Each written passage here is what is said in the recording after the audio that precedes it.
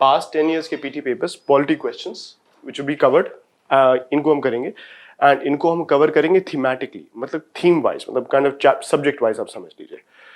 And the chapters जो अभी हम cover करने वाले हैं वो ये हैं: the historical evolution of the Constitution, the salient features of the Constitution and political theories, preamble and political theories. Political theories दोनों यहाँ पे cover एक साथ ही हो जाएंगे, right? Union and its territory, citizenship, fundamental rights, DPSP, which is basically directive principles of state policy. वो क्या है exactly वो सब मैं आपको detail में करा दूंगा बाद में. Alright. Fundamental duties, mixed questions कई बार आते हैं fundamental duties and fundamental rights पे. दोनों में फर्क क्या होता है, कौन सा enforceable है, कौन सा नहीं है, वो भी हम कर लेंगे.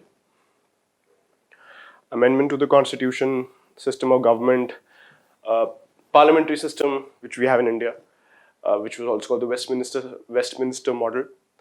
Federal system, emergency provisions, central government, president and prime minister, council of ministers, central committees, parliament.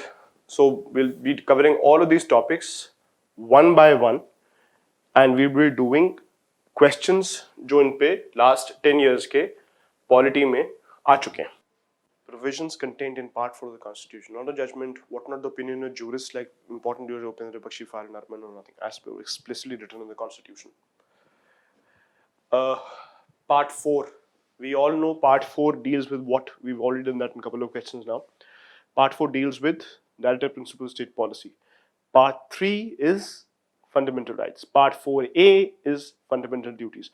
ये तीन parts तो आप बिल्कुल you should have it on your tips. These three are the most important parts. मतलब रट लीजिए आप इन्हें. Alright, they shall be enforceable by the courts. They shall not be enforceable by the courts. The principles laid down in this part are to influence the making of laws by the state. Answer 1, 2, 3. Answer choice. Correct answer is D. 2 and 3. I'll explain them to you as well now.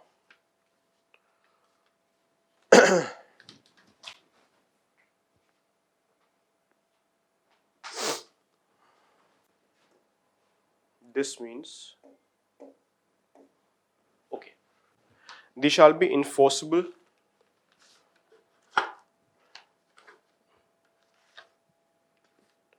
one second guys. Good lord, this nail is really messing up things.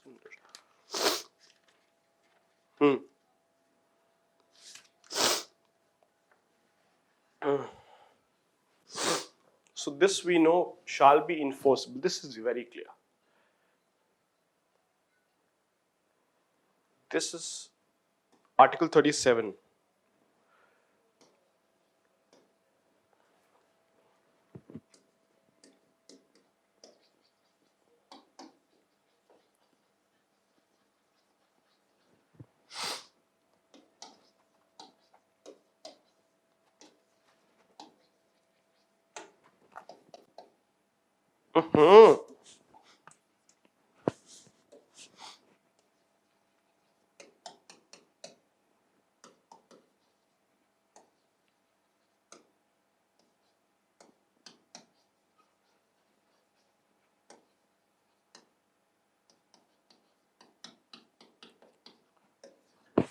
Guys, please, you might like it or not, but please have this on your tips.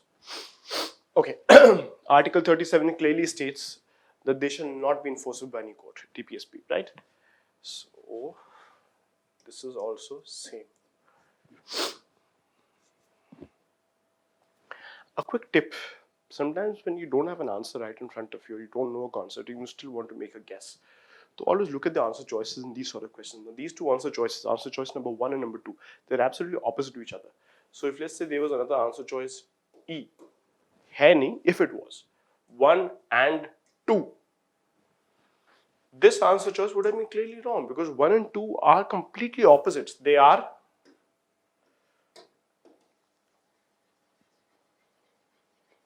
mutually exclusive. That is, if one exists, the other won't. Like light, lightness, and dark.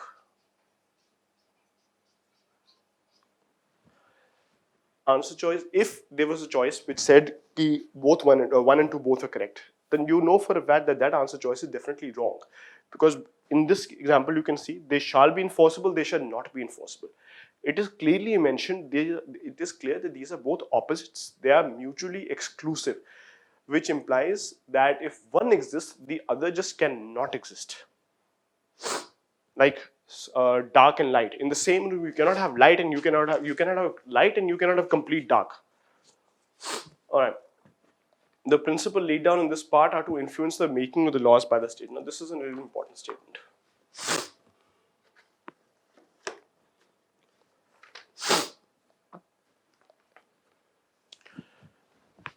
मैं लिख देता हूँ, then I'll explain it to you.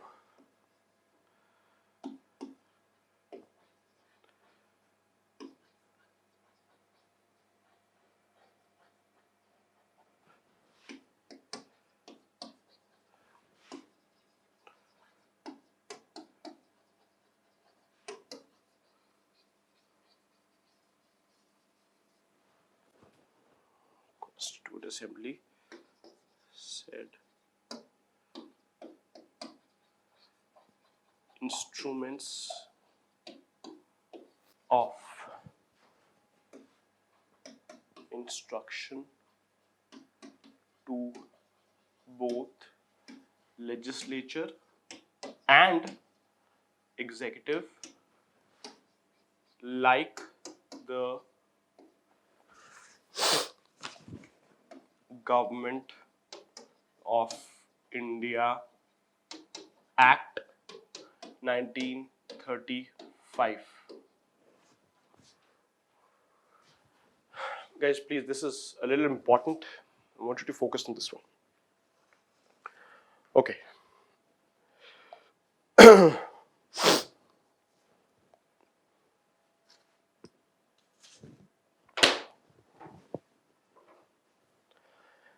The Constituent Assembly was a body which was made of the eminent people, and which was given the function to draft the Constitution of India around the time of independence. The first meeting was held, I think, in October 1946 month. I'm not so sure. आप check कर लीजिएगा. The year is for certain, 1946. They sat for a really long time. In the Constituent Assembly, the president was Dr. Rajendra Prasad. There was a committee called the Drafting Committee in the Constituent Assembly. So the entire Constituent Assembly, lots of people in it, there was a small committee formed. That committee was called the Drafting Committee. It was headed by this gentleman called Dr. B.R. Ambedkar. The Drafting Committee had the special purpose of actually drafting the entire Constitution. And in that purpose, just one second.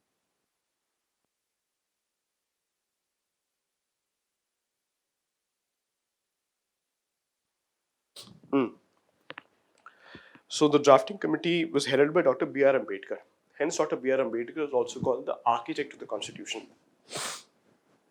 Now, in the Constituent Assembly, Dr. B.R. Ambedkar made a statement about directive principles of state policy. He said directive principles of state policy are like just an advice to the government and the legislature. Well, actually, forget that. I'll give you simply. He said directive principles of state policy are taken from the Government of India Act of 1935. He further went on to say, now Government of India Act, I think you probably would have known, but नहीं तो मैं बता रहा हूँ आपको अभी. I'm telling you right now. A lot of the constitution is borrowed from the Government of India Act 1935. Now, Dr. Ambedkar said in the Government of India Act 1935, there were these things called instruments of instructions. These instrument of instructions, which were there in the Government of India Act 1935, were given by the Crown Parliament of Great Britain to the Governor Generals of the various colonies of the British Empire. A quick side note, how many of you know why was the British Empire called the empire in which the sun never set? It's not relevant to this question, but I just had empire word mentioned, so I thought I'll ask you. The British Empire was called the empire on which sun never sets because it was so wide, so large, it almost covered the entire planet. So let's just say कि over here near Japan, or some Britishers have some territory, So over there the sun rises, and now let's say on the Americas also, if the sun was setting, in Japan side it was coming up because of rotation of the earth. And if let's say the sun was the sun had come towards the side of California or around that side where British also had some of the other territory, then it would still be setting on Japan. It's so vast that somewhere or the other there is sunlight. Okay, coming back to it. So he said, Dr. Ambedkar said, these are instruments of instructions in the Government of India in 1935 given to the governors, governor generals and governors of various colonies by the British Parliament, which meant to say from the British Parliament to these governors generals and governors that you cannot do whatever you want with these colonies. This is not your personal freedom, this is not your personal property. You still have to govern them according to certain principles. Dr. Ambedkar then said that these directive principles of state policies have been taken from there. However, the difference is that these are no longer to the governors and governor generals, but these are now to both the legislature and the executive. And he mentioned that there is accountability as well. The accountability he mentioned was that if the legislature and the executive do not follow these instrumental instructions as taken Act from the Government of India Act 1935, then they will be responsible to the electorate, the body of the people who qualify to vote. That is why, so there is accountability, and that is why these principles are to influence the legislature and the judiciary, legislature and the executive both. The principle, third choice, the principle laid down in this part are to influence the making of the laws by the states. So you have to do both. It applies to both the legislature and the executive. Now, making of the laws by the state, let me read something out to you.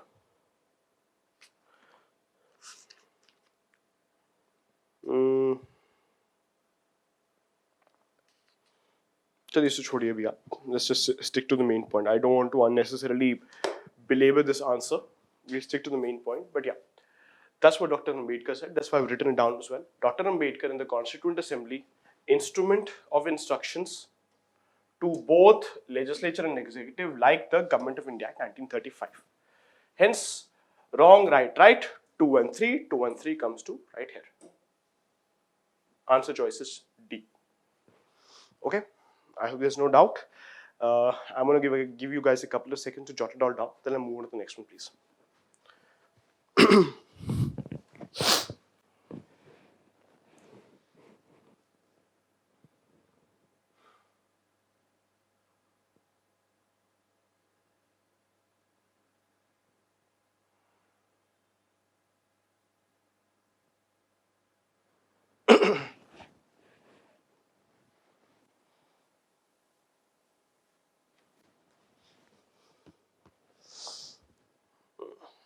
Use glass here.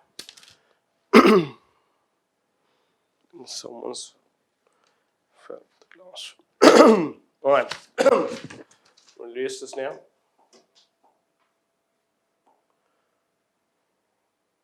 We did this. In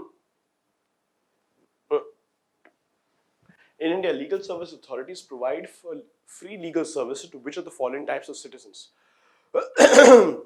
2020 now. This is a slightly, well, I won't call it complicated question, but I'll still explain it to you. Just 1 second, please. तो आप question पढ़ लीजिए.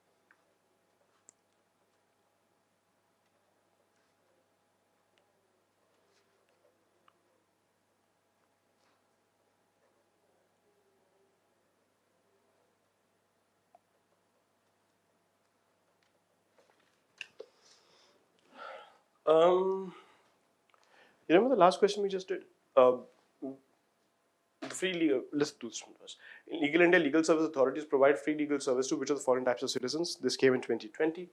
person with annual income of less than 1 lakh, transgender with an annual income less than 2 lakhs, member of OBC, etc. OBC with annual income of less than 3 lakhs, all senior citizens. The answer choices, the correct one is A. I'll explain it to you.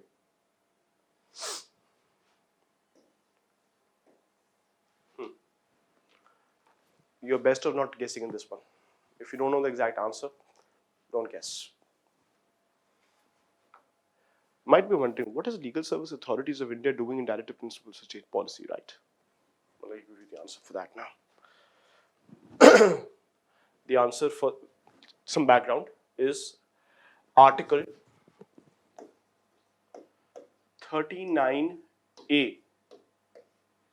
This was inserted by the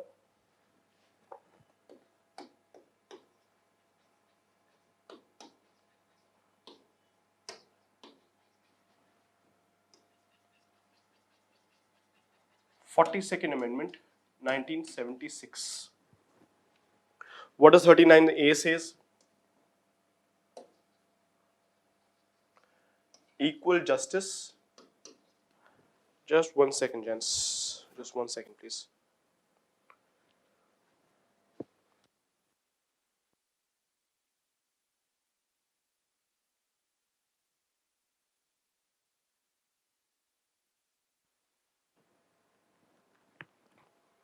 '39A says equal justice and free legal aid. I'll write it down.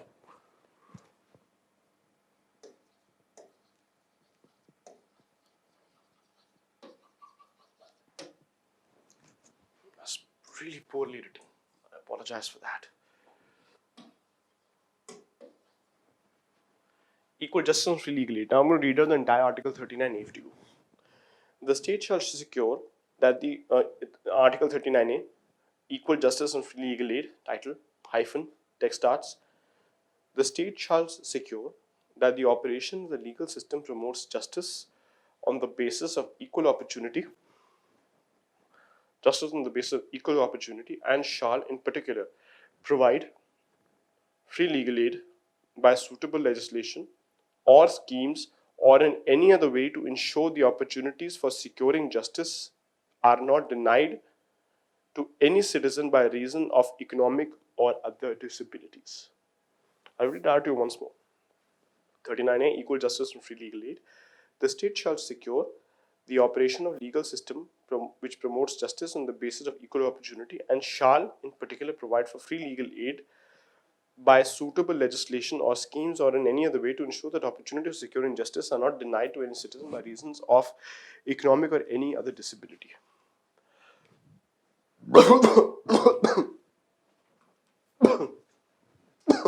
Sorry. This is why Legal Service Authorities' question has come in the Directive Principles of State Policy. Okay.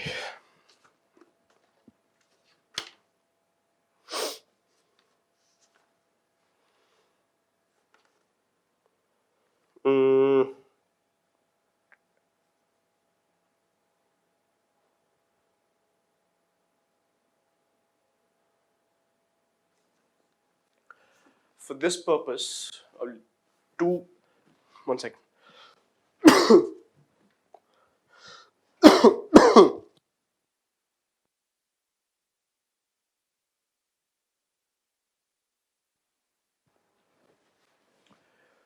For the purpose of embodying and actually carrying out this principle of Article 39A, there was an act passed. What was the name of this act?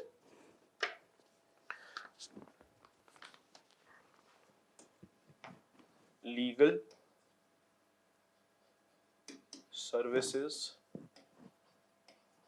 Authorities. Oh, good Lord.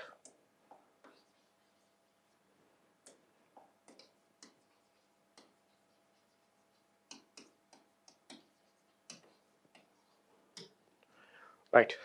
Legal Services Authorities Act. This was an act which was passed specifically for this purpose. In this act, then there is this section.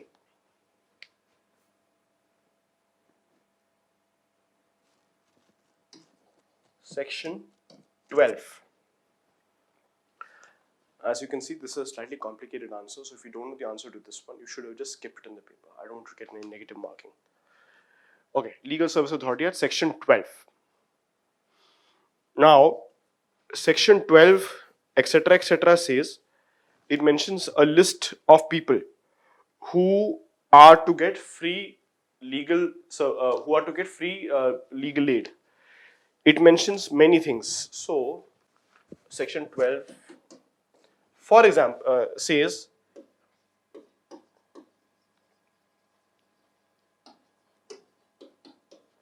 an SC/ST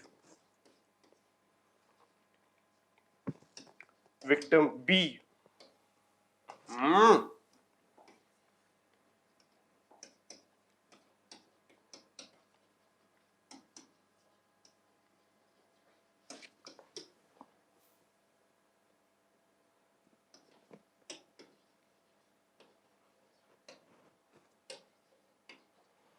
victim of trafficking, etc. It mentions A, B, C, D, lots of them. For example, C,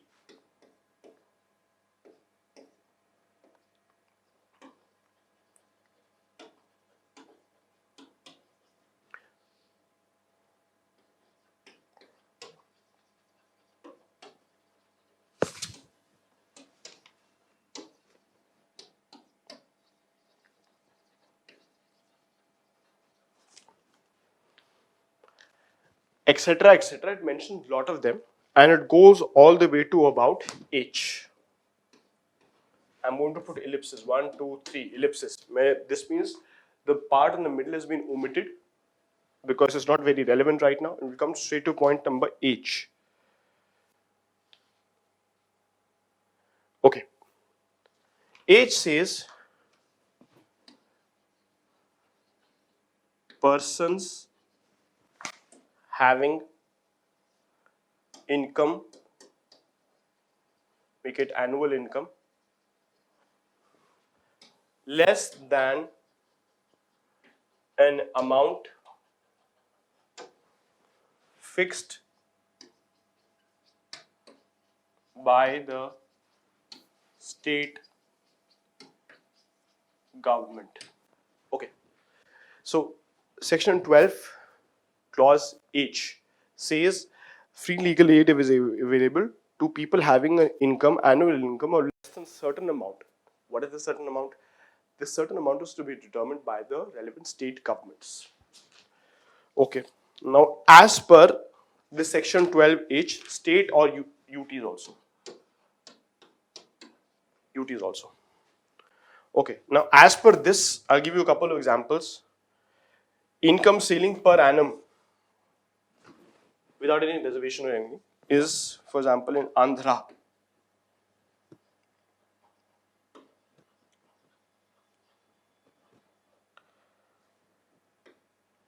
less than 3 lakhs. Similarly, Arunachal,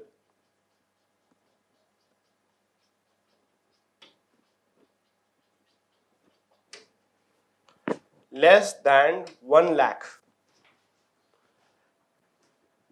You had Article 39A, which says the state shall secure free legal aid. To actually carry forward that article, the Legal Services Authorities Act was passed.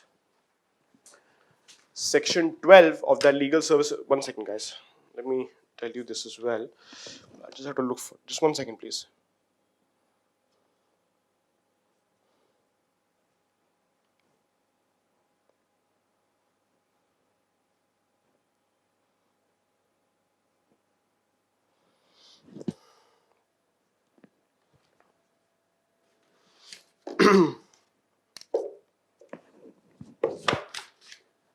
Just 1 second, guys.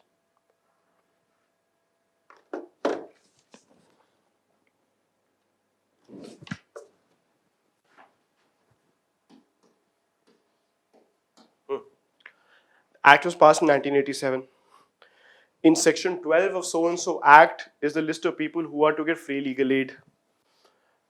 Section 12, Clause 1 states a member of SC/ST. Clause B states victims of trafficking. Clause C states woman, child, etc., etc. The clauses go on till H for horse. H for horse says any person other than the above who has an income less than XYZ amount per annum. This XYZ amount is to be determined by section 12H itself, empowers the state governments of the UTs to decide that. Some examples of those decisions: Andhra less than 3L per annum, Arunachal less than 1L per annum. Now let's check out what the government of Delhi says. The Delhi government states for general category less than 1 lakh, for senior citizens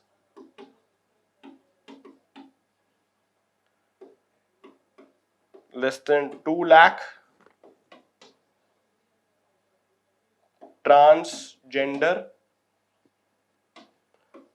less than 2 lakh.